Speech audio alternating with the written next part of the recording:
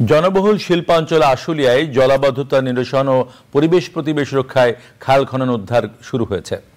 প্রভাবশালীদের দখল দূষণে অস্তিত্ব সংকটে নালির পাড়ের খালে এমন কার্যক্রমে আশাবাদী স্থানীয়রা। খালের বাস্তুতন্ত্র ফিরিয়ে আনতে জনসচেতনতার পাশাপাশি সমন্বিত উদ্যোগে গুরুত্ব আরোপ করেছে উপজেলা প্রশাসন। জাকির হোসেনের তথ্য ভিডিওচিত্রে আলিমাল রাজের রিপোর্ট। দীর্ঘদিনের দখল দূষণে ভাগাড়ে পরিণত হয়ে মৃতপ্রায় আশুলিয়ার দক্ষিণ বাইপাইল এলাকার নলির পাড় খাল। দখল, মশার অবাধ প্রজনন আর রোগ জীবাণু ছড়ানো রোধে ৩ কিলোমিটার দীর্ঘ খালে শুরু হয়েছে উদ্ধার ও খনন কার্যক্রম শেষ হলে উপজেলার ঘনবসতিপূর্ণ এই জনপদে জলাবদ্ধতা কমবে বলে আশাবাদ স্থানীয় সংসদ সদস্যের।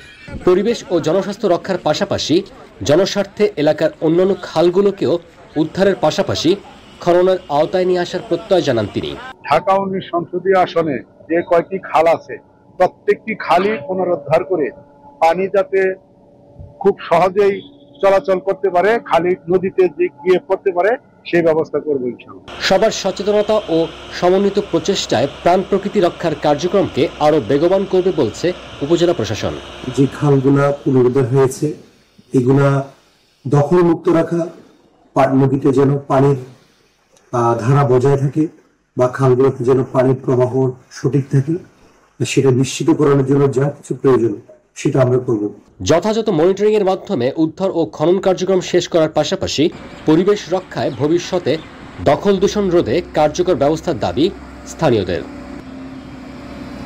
আলিমাল রাজি, প্রকৃতি ও জীবন ডেস্ক, চ্যানেল আই।